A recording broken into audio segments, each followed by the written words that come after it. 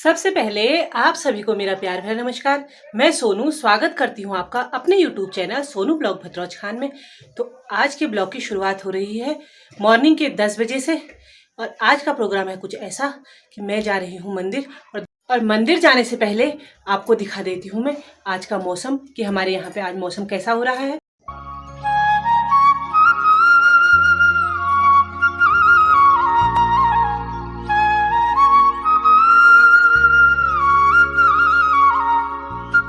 अब हम पहुंच चुके हैं मंदिर के गेट पर, जहां पर चल रहा है पुताई का काम। और पुताई को देखते हुए हमने भी ब्रश उठा लिया और पुताई शुरू कर दी।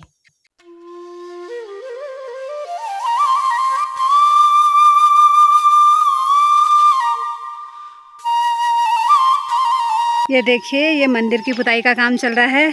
तो भक्तजन अपनी अपनी तरफ से श्रद्धा के अनुसार काम कर रहे हैं। किसी को कुछ नहीं कहना पड़ रहा है, सब अपने हिसाब से काम कर रहे हैं।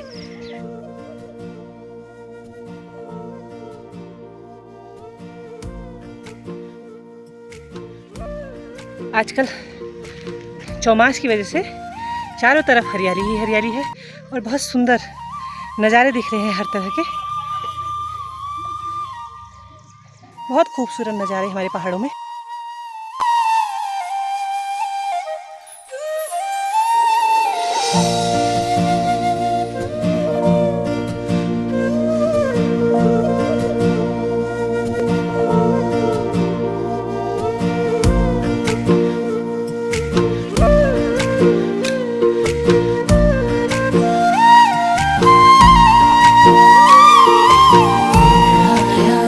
मंदिर से आने के बाद मेरे मन में बहुत सारे सवाल पैदा हो गए हैं कि जिस मंदिर में हम गए वह हिरन बाबा जी का मंदिर है, तो उस मंदिर में हिरन बाबा जी कौन थे, कहाँ से आए थे और उन्होंने इतना क्या चमत्कार किया कि लोग उनको इतना पूजते हैं, सुबह शाम उनकी पूजा करते हैं।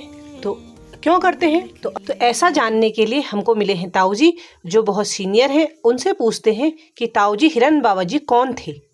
बाबा जी का जो मामला है वो रहने वाले, उनकी असली जन्मभूमि तो यहीं पे उगलिया। वो उगलिया के सती लोग हैं। अच्छा सती लोगों में वंशावली उनकी सती लोगों में है। अच्छा तो उगलिया के सती कहलाते थे जी। वहाँ से वो कुछ घर के बैरभाव से निकल गए। अच्छा निकलने के बाद क्या होता है कि कहाँ गए क्या गए इसका कोई अता पता खैर मेरे को भी नहीं है। कितनी उम्र में लगभग? वो करीब मैं तो उस समय ज़्यादा 7-8 साल का होऊंगा। अच्छा और बाबा जी होंगे करीब मेरे ख्याल से 17-18 साल के। अच्छा और तो कहाँ गए क्या गए इसका कोई पता नहीं। जब वो भद्रोज खान में आए, उगलिया अपने गांव में गए, गांव वालों ने उनको, उनके परिवार वालों ने उनको जरा कुछ अंकुश दिखा दिया जी। उससे उन्होंने वो भद्रोज खान पहरा लिया। धर्मशाला भद्रोज खान था जी टूटा हुआ खंडर जैसा एक, जी। उसमें उन्होंने निवास कर लिया। अच्छा वहीं रहने लगे। जी। जब वो वहाँ रहने लगे उसके बाद में उनकी अवघड़ टाइप की विद्या थी अच्छा बाबा के में। अच्छा बाबा अवघड़ थे वो। अच्छा हीरानंद महाराज बाबा अवघड़। अच्छा अवघड़ क्रिया उनकी पता नहीं खराब हो गई थी या क्या हो गया था, ये मैं नहीं जानता। अच्छा तो जिसको गाली सुबह सुबह देते थे अच्छा वो दिन भर खुश रहता था जी और उसका अच्छा होता था। जी। और जिसको गाली, और जिसको जहाँ खाने वाने के लिए किसी ने पूछ लिया, उन्होंने कहा बाबा जी क्या कुछ खाओगे? उन्होंने कहा जो तेरी मर्जी। अच्छा तो उनको चाहे 1 धड़ी दे दो, 2 धड़ी दे दो आलू, या 100 का नोट दे दो, किसी को भी बुला करके वो 100 का नोट का खैर बना रहा वहीं पे होता था। उन्होंने जो कह दिया मुँह से लाओ, वो ले आना हुआ और सब लाना हुआ वहीं उसी टाइम। तो उन दिनों में 100 का नोट का बहुत माल आ जाता था। यहीं थान सिंह चाचा थे हमारे हलवाई, वो जलेबी अगर उन्होंने 100 रुपए की मंगा ली तो एक परात आती थी अच्छा अकेले खा जाते थे। तू खा उनका ना हमारा नहीं खाते, बाकी वो उनको किसी को पूछना नहीं, खा लेना। नहाते किसी ने नहीं देखा, और ये चोला बदलते किसी ने नहीं देखा। चोले के ऊपर चोला, अच्छा और बदन उनका मुर्गी का सा अंडा, सफेद। लेटरिन बाथरूम जाते नहीं देखा, किसी ने भी नहीं देखा। मेरे से बहुत बहुत सियाने लोग रहे, उन्होंने भी नहीं देखा। उसके बाद क्या होता है, बाबा जी धर्मशाला में ही निवास करते थे। और आगे जो मामला है, जिसको गाली देते थे उसका भला होता था, उसको खाना दाना अच्छा मिलता था, और जो सत्य बोलते थे, बल्कि हमारे यहाँ चोरी के तारादत्त जी थे। अच्छा तारादत्त जी थे। तारादत्त जी ने घर से आए वो, तो उन्होंने सुबह सुबह घर से आकर के दुकान खोलना चाह रहे थे। तुम्हारी दुकान में थे वो? हाँ, तो उनसे क्या कहा उन्हें अरे तरिया तेरा तो कल रात मर गया। उनकी थी 6 लड़कियाँ, लड़के नहीं थे। मेरा तरिया तेरा तो कल रात मर गया। मेरा महाराज क्या कह रहे हो तुम? ये हाँ सच्ची कह रहा हूँ, कल रात तेरा मर गया, और बात से हकीकत है रही है। तो उन्होंने कहा क्या हुआ? उन्होंने कहा साले वो कल रात तेरा लड़का पैदा हो गया, और लड़का पैदा होने के बाद उसका नाम नंदू पड़ गया। जब 10 महीने के बाद वो पैदा हुआ, तो उसका नाम हकीकत में नंदू, नामकरण में नंदू नाम पड़ा। वो सब तुम लोगों को भी मालूम है, बच्चों को, आज के बच्चे भी जानते हैं नंदा वाला उस लड़के का नाम है। दिल्ली में काफ़ी लोगों की भलाई भी की उसमें। तो इसलिए कार्तिक पूर्णमासी को उन्होंने, कार्तिक पूर्णमासी के पहले दिन उन्होंने अपनी साफ सफाई, आग वाग लगा करके सब सफाई कर दी थी। और खाने के लिए उनके पास जो दे दो, मैंने बता दिया पहले ही, इतना बड़ा गिलास था उसको भर दो, मांजना नहीं हुआ, उसी में डालते जाओ, खाते जाओ। इसीलिए उनको उघड़ कहते थे। अवघड़ कहते थे ये, क्योंकि उसी गिलास में हुआ जो मिला। जितना चाय, जैसे मेरे यहाँ आ गए, तुम्हारे यहाँ आ गए, दूसरे का बन भी उसी में, चाय भी उसी में, भात भी उसी में, साग भी उसी में, सब उसी में खाओ, और मांजना नहीं हुआ। गिलास था वो इतना बड़ा। तो वो मैंने देखा जो। उसके बाद कार्तिक पूर्णमासी को वो उन्होंने सुबह सुबह दम तोड़ दिया। फिर हमने उनकी अति गति जो है ऊपर मंदिर में की, तो समाधि बनाई। समाधि बना दी, समाधि बन गई, अभी भी है, सुरक्षित है। अच्छा, ये आपसे पहले वक्ताओं ने बताया कि जो है वो बाबा जी ऊपर से पत्थर फेंकते थे, लेकिन लगती नहीं थी उससे। हाँ, वो तो बड़े ये इतने पागलपन दिखा देते थे उस समय। ऐसे उठाते थे पेपर, फिर फेंके नीचे को, तो किसी को लगता भी नहीं था, गाड़ी के शीशों में नहीं लगता था, कोई इतने कंकर फेंकने के बाद किसी को लगते नहीं थे। अगर जिसको लग गया 6 महीने से पहले, वो ठीक भी नहीं होता था। इलाज वो चाहे कुछ भी कर ले, इलाज करना ही नहीं, 6 महीने से पहले घाव पूरा नहीं होना है, ये होता अच्छा था। खुलवे जी, कभी आपको भी गाली दी उन्होंने? गाली ये मेरे को तो उन्होंने, जब वो ये धर्मशाला टूटा था, तो रात सावन भादो महीने की रात 3 बजे की बात थी। भयंकर बारिश चल रही थी बाहर, अंधेरा। तो शंकरदत्त जी कहते थे, शंकरदत्त सती रीची के थे, वो रहते थे वो उधर नल के पली तरफ। और मेरे किवाड़ खटखटाए किसी ने। उन्होंने कहा पुरुषोत्तम, मैंने कहा हाँ। उन्होंने कहा तेरे को वो बुला रहे सती जी, शंकरदत्त। ओ, मैंने कहा वो मर्द आते हैं, वो बीमार हो रहे थे। तो हकीकत में ऐसा हुआ। मैंने कहा छोड़ यार खाली, अब मैं कैसे जाऊँ बाहर। छाता पगड़ी में बाहर आया, टॉर्च लिया हाथ में, देखा तो बाहर आने लायक नहीं हो रहा था।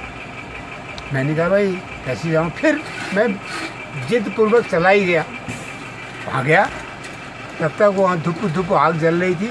मैंने कहा गुरुजी आज तबीयत ज़्यादा ख़राब हो गई। उन्होंने कहा मेरे से ऐसे ऐसे वो बिस्तरे से तो उड़ नहीं सक रहे थे। मैंने कहा बाबा जी धर्मशाला टूट गया और बाबा जी अंदर हैं, वो निकाल दे, वो दब गए।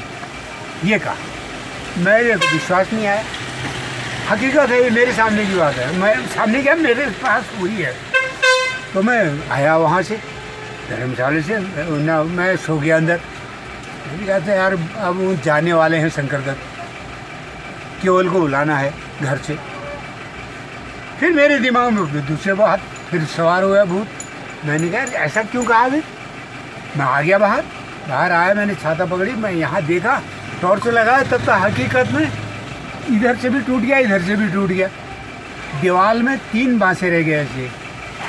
वो 3 बांसों के नीचे बाबा जी बिल्कुल मस्त हो रहे, उनमें 3 बांसों के नीचे, और इधर भी टूट गया, इधर भी टूट गया।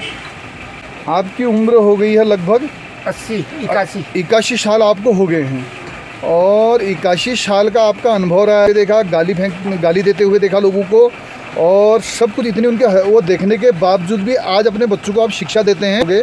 सुबह सुबह हिरान महाराज जी को पूछते हैं, आपने उनका ऐसा पागलपन देख के और उनका ये पत्थर फेंकना देख के, उसके बाद आपने अपने बच्चों को ऐसी शिक्षा कैसी दे दी कि हिरान महाराज जी को पूजना है, वो पूज्य हैं करके, मतलब ऐसा क्या देखा आपने?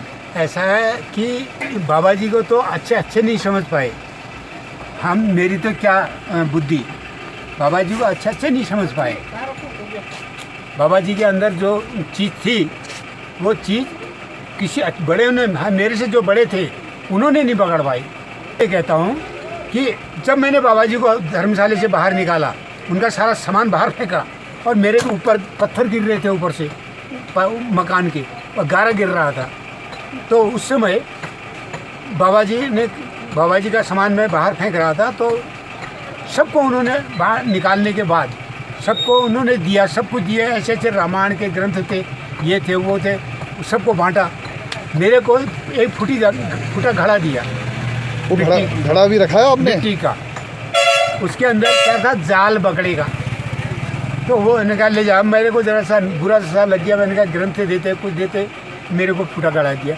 बाबा जी ने फिर वो झड़का के कहा मेरे से, और हकीकत मेरे से ये कहा, ले जा इसको, इसके अंदर चावल है, छनक देना। तो मैंने जब गप हाथ डाला तो एकदम भयंकर रूप उभरी है उधर। क्या है वो, मकड़े का जाल। मैंने निकाले ज़बरदस्ती चावल, अपने घर के अंदर फेंक दिए, और ऊपर घड़ा संभाल के रख दिया। जब वो घड़ा संभाल के रखने के बाद मैंने मकान बनाया, अगला हिस्सा वो उठा के मैंने पीछे हिस्से में रख दिया। जब मैंने पिछला हिस्सा बनाया तो उस घड़े का खपीरा तक नहीं रहा घर के अंदर, उसका पता नहीं। और जबकि मैंने अमराम वगैरह थे ये, इनसे कहा भी, मैंने कहा वो गागर से मेरी माँ वो गागर के भलवा समाई दिया। उन्होंने कहा यहाँ कुछ भी नहीं है, उनको मिला ही नहीं, वो घड़ा खो गया। एक मेन चीज़। दूसरा, जिस दिन जब वो जाने लगे पूर्णमासी के पहले, अमूस या कुछ ऐसे जो पड़ता, पूर्णमासी से पहले दिन उन्होंने सारा मकान के अंदर फूंक दिया था। नंदाजू के नीचे रहते थे वो बोट में, जब फूंक दिया था तो अपने आप अंदर बैठे ठहरे। जब इतना मोटा धुआं बाहर से वो अंदर उनके गैलरी में ऊपर सड़क में आने लगा, तो हमने देखा, सबने देखा। मेरा क्या हो गया, दौड़े वहाँ, कितना खोलने की कोशिश करी, नहीं खोला। फिर लाए संबल, इतने मोटे किवाड़ ठहरे पुराने ज़माने के, तो संबल से चूह तोड़ा, उसका चूह खसकाया। जिसमें जो खसका रहा था चूह को, उसके मुंह पर जो आई धुआं, वो फ्लट हो गया, गिर गया, बेहोश हो गया। 1 घंटे तक उसको रगड़ करके उधर फेंका। कोई पानी उसमें डाल रहा है, कोई कुछ। बाबा जी उसके अंदर ही हुए? बाबा जी अपने आसन लगा के बैठे, तो बिल्कुल बस दूसरे दिन दम तोड़। तो ये मेरे अंदर, मैं इसलिए कहता हूँ, अच्छा, उनकी शक्ति, धूप जलाता हूँ। अच्छा, उनके नाम की? उनके नाम।